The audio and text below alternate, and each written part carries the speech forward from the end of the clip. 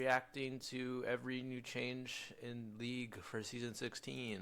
We got 3 videos to watch. We know it. Top laners will now be able to hit level 20. ADCs running around with 7 items. Brand new items shaking up every build. And a few classics even making a comeback. Otacon is removed, feats of strength are gone, and there's even massive changes to minions and towers. There's a lot to cover, so let's break it all down and the impact it's going to have on you for the new season. And whether you're looking to reach your end of season goals this season or get the best start possible for next, you need skill cap. We do the hard work for you, finding the strongest S tier picks, builds, and strategies before anyone else, and teaching you exactly how to use them through our in-depth commentary page. Then, to make you a complete player, you get access to our full fundamentals library, built by elite coaches like Rogue and Chippies, who teach you the specific skills you need to climb in your rank. And once you've built those fundamentals, you'll see how it all comes together in our Bronze to Diamond series, where you can watch real players just like you use those same lessons to rank up fast, step by step, game by game, giving you the complete blueprint you need to climb this season. And we're so confident in that, we back it all up by a rank up guarantee. Climb at least 5 divisions while actively using skill cap, or get your money back, no questions asked. So, what are you waiting for? Achieve the rank of your dreams and gain a special one-time discount code by using the link in the description below. Starting off with arguably the biggest change. Comments in the comment down below if you think I should do that. Drop a donate if you really want it to happen.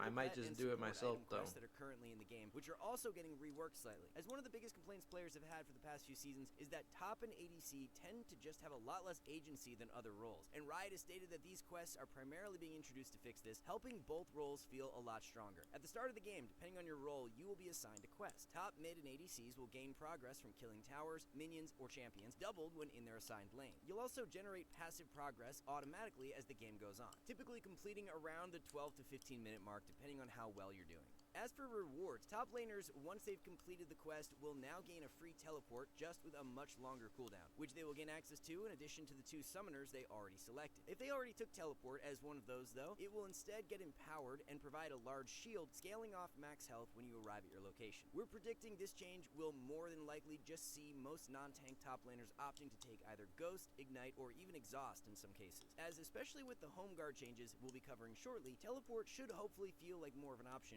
rather than just being mandatory on practically every solo laner. In addition to the free teleport, top laners will also receive a burst of experience and then 15% additional experience on top of that for the rest of the game, as well as the level cap exclusively for top laners being raised to 20. I feel like that, the level cap being increased is going to make top lane feel way better. This naturally gives top laners a consistent level advantage over every other role, which will just help them to stay ahead of the curve and the bonus XP.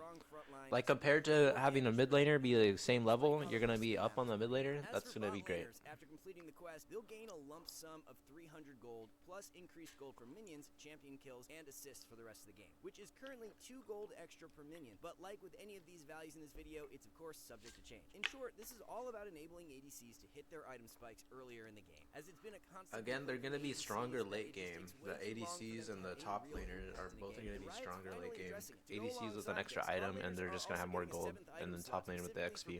So in the late game, you finally get to run 6 full items without having to sacrifice your boots in order to do so. Then, to help even more with scaling, a change not exclusive to ADCs, but will definitely help them the most, do so. Then to help, so in the late game, you finally get.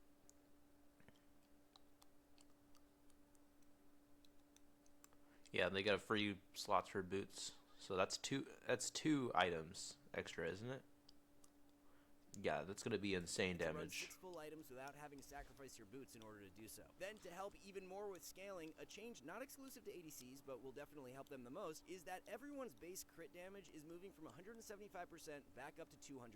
All in all, faster spikes, better scaling, and a lot more impact and carry potential. ADC is definitely back. As for the mid lane, the role was already much more impactful compared to top and bot, so the quest rewards are not nearly as drastic, but there's still a nice bonus, as upon completing the quest, you will gain access to a free tier 3 boot upgrade, which are basically just the strength boots we know from the current season, but repurposed. And in addition to this, mid laners will also gain an empowered recall, exactly like from Baron buff or Killing Herald, just with a cooldown, which currently on the PBE is 5 minutes, but gets reduced for every kill and assist. And lastly, the quest reward also states some additional out-of-combat movement speed, which currently doesn't seem to be applied on PBE. Riot's whole goal with these quests is to reinforce each role's identity, and mid lane has always been about roaming and pressuring the entire map. With the added movement speed and the quick quicker recall, mids can get back on the map quicker, making aggressive roams way more incentivized than before. Jungle's quest is still tied to just clearing camps, and will progress naturally as you kill them, the same way it does in the current season. Once completed, you will gain 40 extra movement speed while inside your jungle, which is definitely very nice. Then lastly, some extra gold and experience every time you kill a large monster. That said, as jungle has long been one of the most impactful roles in the game, Riot is looking to tone that down slightly, primarily by targeting the speed of the first few jungle clears. As now, jungle pets will only increase your damage to jungle monsters by 10%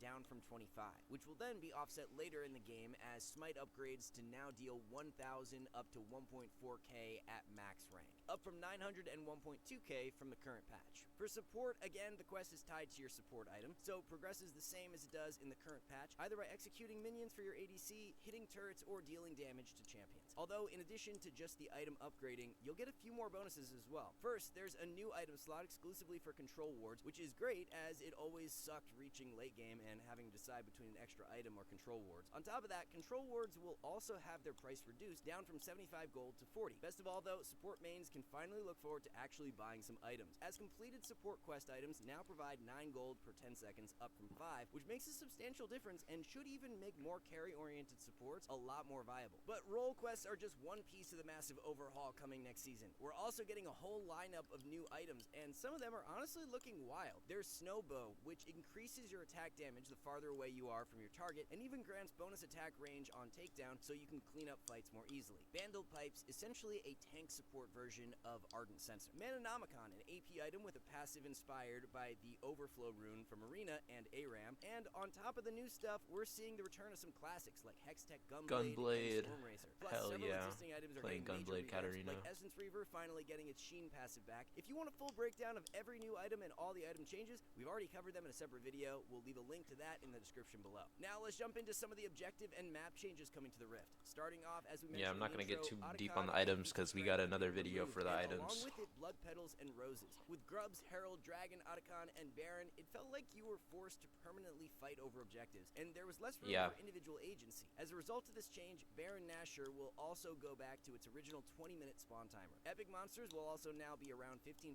more durable and level up alongside champions rather than game time, with dragons specifically becoming even more durable the more you have of them, as now the Ancient Grudge damage reduction will be increased to 15% per stack, up from 7%. This will cause objectives to take a little longer to kill. What is that Kale doing? Time to contest, or extra time to look to trade something in return. Void Grubs and Rift Herald will now also have slightly stronger effects, while the comeback experience of Dragons and Barons will be increased, giving losing teams who manage to secure an objective or even steal one even more comeback potential. But with the resistances of every objective being higher, junglers should have an even easier time outsmiting champion abilities. As for the map, I'm getting caught up in the gameplay. What's changing about the objectives? Of every objective being higher, Stronger topside objectives and more comeback experience for killing a Drake or a Baron. These little predetermined locations in popular ward spots around the Rift. When a ward is placed So on you can them, go they'll for grant less bonus vision objectives. range and temporarily reveal part of the map, similarly to Scryer's Bloom, which, while we're talking about them, have also been buffed to spawn more frequently and in additional locations, primarily around and inside each base, and will help losing teams take back control of their jungle a little easier. And on the topic of vision, yellow trinkets have been buffed, so they're more readily available. Undoubtedly, some of the biggest changes that are going to have a massive impact are the ones to minions and towers. First of all, minions will now begin spawning 30 seconds into the game. This means going AFK during the load screen is a thing of the past. Jungle minions and scuttle spawn has also been brought forward, with junglers' first buffs. That is really good for the game, like life of the game. Like people won't be fucking losing time of their life just waiting for shit to spawn and fighting level 1 with like no abilities. Just like there's so many coin flip fights at the beginning of games that just decide like how your team's mental is gonna be. There will always be one less caster minion. On top of this, super minions will also spawn with every wave once an inhibitor has been taken. This is going to mean games are going to be considerably faster, as teams will be able to siege and take turrets a lot easier. We're also seeing big changes to turrets. Turret plates now last indefinitely and have been added to every turret on the Rift, and have been redesigned in order to spread out the overall gold from a turret across each plate. You'll also notice the first That's few good. are The game far will be easier to more kill. This makes it punishing. so that hitting turrets, even if you can't take the full thing, is still going to be worthwhile. On top of that, there's a new feature that builds up on towers over time that you can see by this gem-like effect around it. Essentially, this is demolished but for everybody, making it so that aggressively pushing out side lanes and reaching a turret is always going to make it easy to take some plates and get rewarded. Demolish itself is also getting reworked, now having only a 30-second cooldown and causing your third attack to deal extra damage, scaling with bonus health. I know a certain Scion player who is very happy right about now. And lastly, Nexus towers, once killed, will now only spawn with 40% health, which is a good change, as previously it was practically pointless to take them unless you could end the game straight after. Another big piece to all of this is the update to home guards. Home guards now keep their movement speed bonus all the way until you reach your outer turret, and after the laning phase ends, that speed boost has the potential of extending even further, all the way up to the farthest pushed minion in your lane. This means in lane phase, you'll be able to return to lane much faster, making bad base timings far less punishing, meaning you'll ultimately lose far less minions. It may not sound game-breaking at first, until you realize that this change makes getting back to lane over 10 seconds faster than before. And as we mentioned earlier, this should make teleport feel far more like a choice rather than a requirement. Then in the mid to late game, this is not only a massive buff to split pushing and side laning, as you'll be able to get back to the wave much sooner, but it will also make grouping and sieging far more effective, as you can sync up these home guards much easier. All in all, combined alongside the objective, minion, and turret changes, helping to shift the game away from just constant 5v5s around objectives, and then waiting around for the next one to do the same, into a more fast-paced state where sieging turrets or focusing heavily around playing the side lanes is actually a viable strategy. Finally, there's a couple of system changes to ranked to address some of the biggest pain points. Autofill is getting way fairer next season, where now you'll mostly only face other autofilled players. And if you do get autofilled, you'll earn Aegis of Valor, which gives you either double LP or full LP protection. Double LP for autofill? Thank God, I'm playing mid only. Play a role with jungle or support that rarely gets filled, you'll still gain the Aegis of Valor occasionally as a reward for playing the lesser represented roles. Dodging will no longer reset autofill anymore, and at higher elos, a dodge will count as a full loss, all to cut down on chain dodges. Oh, thank God. Is also being sped up by about 30 seconds. Overall, you should notice faster queue times, less dodges, and more time playing League instead of being stuck staring at your client. And last but not least, for those of you who enjoy it, Swift Play will be getting a massive overhaul to speed it up considerably. Players will now start at level 3. Grubs and Herald have been removed, Baron and Elder spawn much sooner, and minions gain a new Frenzy buff. But whether you're trying to hit your end of season goal or get the best start for next season, you need skill capped. Our rank up guarantee is wild. It's like dating apps promising you'll meet your perfect match. That's how confident we are. We are that confident because we use the best players, rigorous testing, and top tier editing to make your improvement easy. So if you're ready to level up, head to skillcap.com and okay, join next video. After going an entire season without receiving an item overhaul, Riot has blessed us with a ton of new items for Season 16, so we're super excited to break them all down for you in today's video. There are 9 brand new items, 2 old items that are making a comeback, and then there will also be a bunch of tweaks to current items, so we'll cover everything you need to know that pertains to items for Season 16 and theorycraft which champs could be best. Okay, so the biggest changes from the last one are the role passives,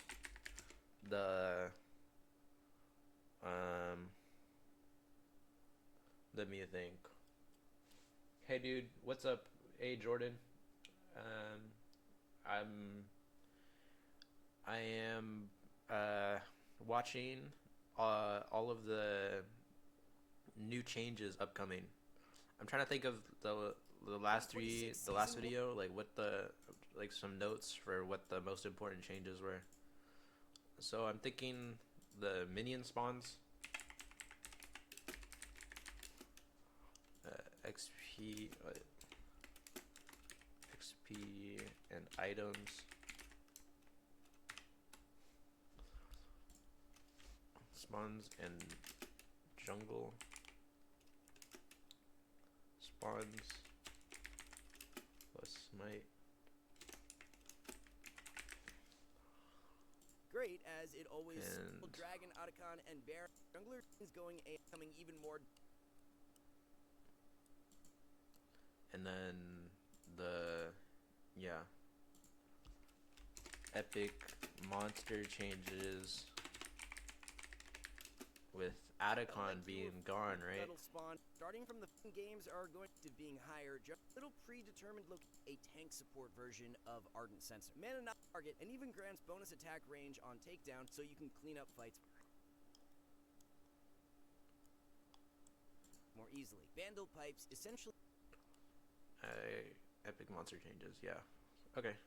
His After trend going is an not excellent. entire season without receiving an item overhaul, Riot has blessed us with a ton of new items for Season 16, so we're super excited to break them all down for you in today's video. There are 9 brand new items, 2 old items that are making a comeback, and then there will also be a bunch of tweaks to current items, so we'll cover everything you need to know that pertains to items for Season 16 and theorycraft which champs could be best with each new item. And with Season 15 coming to a close, if you want to rank up the fastest, there's no better place to be than skill capped. First, start with any of our fundamental courses like macro, wave control, and trading to boost your general game knowledge. Then dive into our brand new Season 15 courses from Coach Rogue and Coach Chippy, along with our newly updated jungle clear courses that covers the fastest clear for all the meta junglers in the game. And it doesn't stop there, as every single week we upload 10 brand new full game commentaries where our challenger experts teach you how to climb out of the exact rank you're stuck in. We're so confident in the quality of content we have to offer at Skillcap that we don't hide away from anything and offer you a 5-division rank up guarantee. Climb at least 5 divisions while actively using Skillcap or get your money back, no questions asked. So, what are you waiting for? Click the link in the description below and get your rank climb accelerated today. If you're an OG League player, or at least someone who had played before Season 10, then this item will be quite familiar, as Riot's bringing back Hextech Gunblade for Season 16. Katarina and Akali mains are absolutely frothing at the mouth right now, as they love the old Gunblade and will very likely be loving this one too. Just as a disclaimer, when we cover the stats on the items, be aware that things are very likely to change a bit before the season starts. Riot probably ends up tweaking the numbers on the items, so what we show you in this video may not be exactly how the items are shipped to live servers. Nevertheless, this is what Gunblade is looking like right now, as it costs 3,000 gold and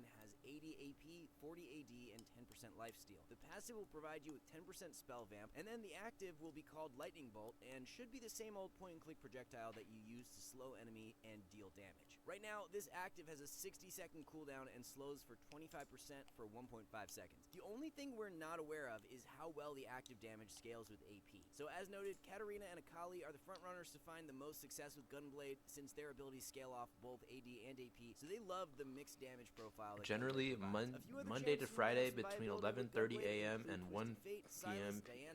Pacific time. Less confident of that. And then one more old item is making a comeback for this season, as Stormrazor is back in action. At a price point of 3,200 gold, you're going to get 50 AD, 20% attack speed, and 25% crit. The passive is going to provide you with an energized attack that stacks up whenever you move or attack. The energized attack will deal 100 bonus magic damage and grant 45% movement speed for 1.5 seconds. So it looks like a Stormrazor. I don't know, PvE's not working. On the menu for a wide range of It's ADCs. probably going to come up at 1. Will be the most likely to benefit from Stormrazor coming back, and then depending on the strength of the item, it could be taken on Tristana, Jinx, Xayah, Felios, Zeri, and Kai'Sa as well. So moving on to all the brand new items now. Dusk and Dawn is an AP item being added, and here's what the stats are looking like. For a cost of 3,100 gold, you'll get 300 health, 70 AP, 20 ability haste, and 25% attack speed. The passive will be Spellblade, so similar to what you get at a price movement speed for 1.4 coming in. And It's just like click through the items, like attacks gain 50% attack speed get from the passive. The second passive is called Satiation, and when a champion dies within 3 seconds of you damaging them, you will gain crazy is that item. epic monsters and turrets Talon that you can too, use maybe. this sabotage bonus damage on. With this in mind, There's some good AD assassin items. ability haste 20, so diadem Support item. Brahmin specific should really reduce your health. Another support item. Will want to take it. So Leona, Amumu, Rel, and Alistair are a few champs who offensive potential with Bandle Pipes.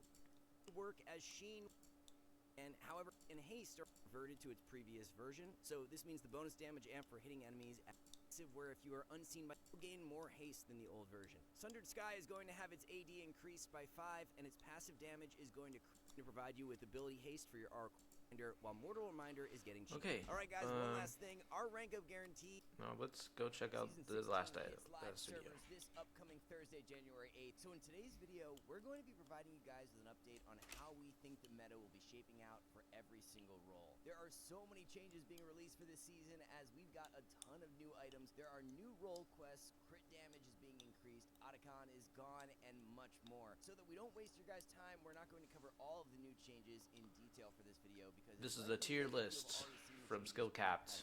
We'll be constantly referring to the new changes throughout, but we won't have a specific section where we're breaking down each change one by one. If you're in the minority who haven't seen all the new Season 16 changes, then we'll link our item breakdown. Wait, let's just... more damage when he crits in 26.1.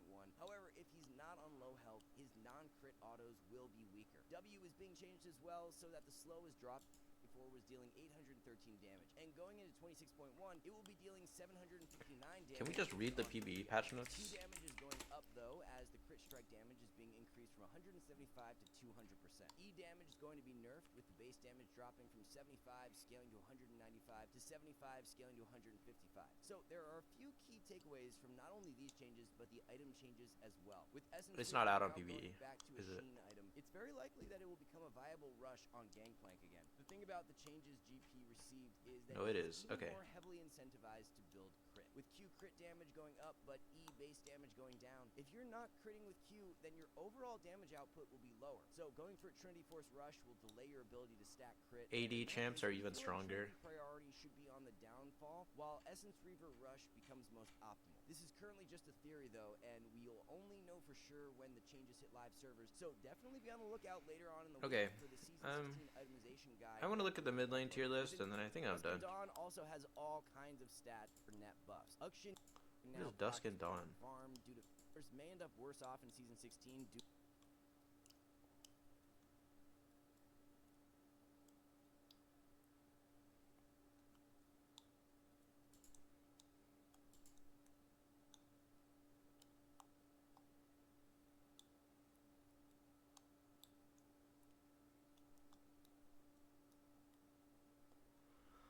Aurelia and Blade being a 15 auto could see struggling a bit more due to their quest completion.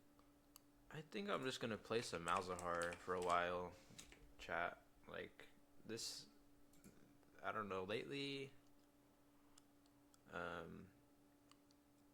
don't know. Like your team can't play the game without getting CC and low elo, and then playing champions with a lot of dashes works on the high ping. But with point and click CC, it's really hard. Like one player on the enemy team just pushes a single button, and then it's completely unplayable for you. And your team doesn't know that your champion's like strengths are in the mobility, so they'll see you getting like Malphite ulted, and instead of engaging off of the big cooldown, they'll run away because they think it's completely losing. But Malzahar will block 1 CC for you, and then you also have a big damage with Blackfire and Leandrius, so it's easy. It's good for tanks, it's good for invis, it's good for a lot. Pretty much that's it. Anything else I can think of? I don't think so. That's the video, guys. Say hi to YouTube if you're in here, anyone. Alright, it's ending. Bye.